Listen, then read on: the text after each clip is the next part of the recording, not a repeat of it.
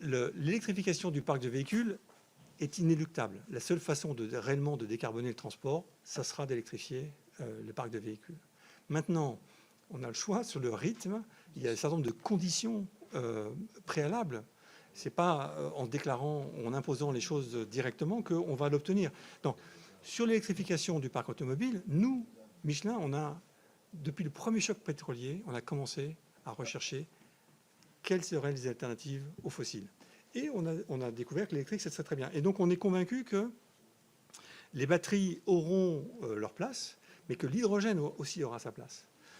Parce que l'hydrogène, c'est une bonne façon de stocker l'énergie électrique qui est produite en continu avec une consommation discontinue. Et donc, l'hydrogène, c'est un bon moyen de stocker le surplus d'énergie qu'on va produire en continu pour ensuite le redistribuer dans les phases de consommation auxquelles on a besoin. Et donc, l'électrification, elle est inéluctable. Maintenant, le rythme, la manière dont on le fait, ça, il faut faire attention. Il faut écouter les industriels. Il faut écouter les marchés. Aujourd'hui, les consommateurs sont habitués à recharger leur quantité de kilomètres en 3 minutes. Et puis, c'est très flexible, il y a un contenu énergétique très puissant, il y a une quantité d'énergie dans le fossile qui est énorme. L'électrique, c'est une autre façon de concevoir les choses. Mais si vous n'avez pas l'infrastructure de recharge, si vous n'avez pas qui est suffisamment prête, si vous n'avez pas des véhicules, la technologie qui est suffisamment avancée, etc., ben derrière, et ça, sur 10 ans, honnêtement, c'est extrêmement difficile.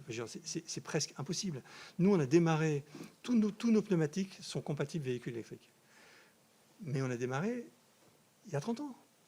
Ça fait 30 ans qu'on modifie toutes nos productions pour avoir des pneumatiques qui consomment moins d'énergie. Parce qu'on ne le sait pas, mais 20% de la consommation énergétique d'un véhicule, c'est uniquement le pneu. Donc la manière dont le pneu gère l'énergie a une incidence directe sur la consommation d'énergie du véhicule. Donc, mais on a mis 30 ans.